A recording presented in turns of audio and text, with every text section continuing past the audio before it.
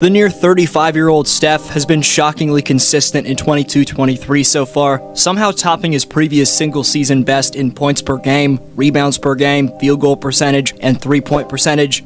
To ice the game under pressure, first he goes straight up defensively and grabs the board, then on the other end, gets Eric Gordon isolated and goes double hesitation dribble, slight drive entry on the second hezi, while muscling off the glued onto him Gordon. Then a moving behind the back is followed by a very slight Smitty move and another hezi dribble, this time leading into a Harden-esque step back plus Kobe-esque fadeaway, resulting in a deep range bomb. Stephen Curry doesn't make any sense. More plays like that are broken down in this video, and stay tuned for more. Right quick, just 9.4% of you watching are subscribed, so hit the box and turn on notifications if you haven't done so yet, and tap thumbs up for the YouTube algorithm. Over the last half-decade, Steph's made creatively mind-boggling behind-the-back moves one of his patented weapons. He's always been incredible at baiting offhanded drives and bouncing off his right pivot foot to take up a ton of space to the opposite side, while of course simultaneously moving the ball around his body. The quick twitch elusiveness of the move even helps Curry get his teammates wide open triples. Despite witnessing all of that,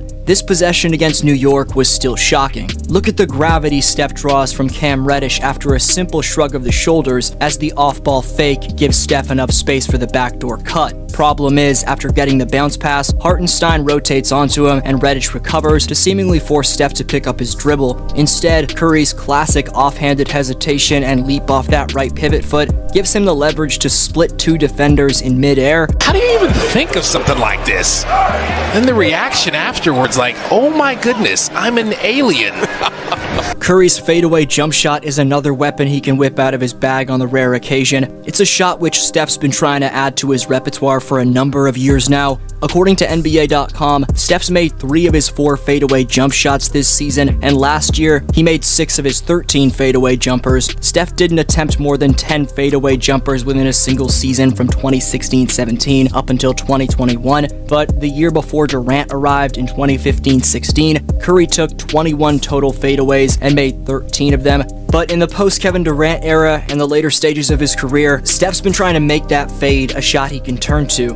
While the play I broke down in the intro is something you probably saw replayed all over social media, a minute before that, Steph again got the mismatch isolated onto him and goes signature combo, momentum cross to his offhand and hezi step back. And despite this probably not being labeled as a fadeaway on paper and instead being called a step back, the body control under pressure and leaning back dagger shows you that Steph works on these Kobe-esque fallaways about 24/7. Curry's craftiness, wherewithal, hand-eye coordination, and conditioning allow him to almost always know exactly how much space he has between he and the defender and execute instinctively. Golden State's down 2 with just under 2 minutes remaining, and notice how Steph has the stamina to bait step-back jumper out of 2 separate combos before he realizes Terrence Davis is right there and gets the first step to his left. A pump fake fools the recovering TD, Sabonis picks up, but Curry's soft touch and balance allow him to just lean back and fundamentally create space. Mentally, Curry's always one step ahead of the defense, so the next offensive possession, he's well aware Sacramento's naturally going to be worried about all the finesse he just showed off working off the bounce in the lane. Directly after Green's pick gets Curry's matchup off him and Davis, Steph attacks, which gets Herder thinking Steph's going to maybe find Draymond on the roll, or like last possession, get an overpowering first step. Because of how he times it and sells drive with his body language, Steph's seemingly simple all-in-one motion between the legs momentum to his offhand and step back was evidently the last thing on Kevin's mind. That right there is a once-in-a-lifetime combination of off-the-dribble space creation and shooting mechanics / range that we should all appreciate getting to witness. Steph's been having the best year of his career from every area on the floor, which is insane for a player in his 14th season. And a great point about Curry is that no superstar in NBA history has continued to improve their game until age 34 like Steph is currently doing. The biggest area of improvement that's made Steph impossible to game plan for this year is his finishing. He's making 80.9% of his shots from 0 to 3 feet, a career best by over 10 percentage points from any other year. Simply incredible. Here, Landale respects that finishing ability and stays low in his drop coverage, but Steph proves you simply can't be that far back. Conundrum for defenses is that you also can't be too far up in drop coverage, as Landale makes the adjustment the next time down, but bites on an in and out move and recovers late to give Steph the and one. That game in Phoenix, albeit in a blowout loss for Golden State, saw Steph post his 11th career 50-point game.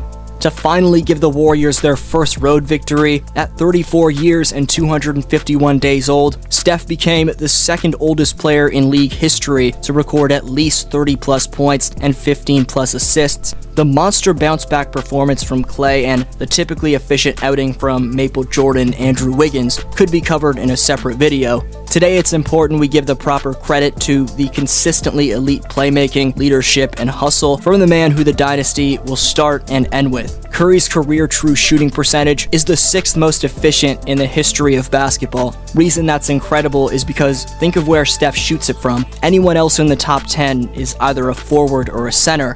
In fact, the only non-center in the top 10 all-time greatest true shooting marks ever is Cedric Maxwell, who never attempted a three-pointer in his career. But let's go from looking at what Steph's done throughout the entirety of his career to what this man's doing specifically this season. According to StatMuse, Curry's currently having the most efficient 30-plus point per game season in NBA history on a per-possession basis. Essentially, a Steph shot is worth more than anyone's ever, and by a wide margin. The same gap between the number 1 ranked Curry and number 2 ranked Jordan in that category is the same gap between the number 2 ranked Jordan and the number 20 ranked Shai Gilgeous-Alexander. What's most impressed you so far about Steph? Best answer down below in the comments gets next video shoutout, and the top 5 commenters by December 21st earn free merchandise of their choosing. Today's Speaks winners from my last 2 uploads are firstly Phantom of Delphi, who says the West looks pretty open right now, so the Suns are definitely a threat to make the finals. I think they're capable of beating any team in a series, but I'm not sure they can beat the Bucks or Celtics in the finals. And secondly to Hamish S, who says it is straight up disrespectful to call the Kings' run a fluke. I've been watching Sacramento, and the way this team is gelling is insane. With Sabonis' offensive movement and Fox's speed, the two are becoming one of the better duos in the league. Thanks for watching, have a good one.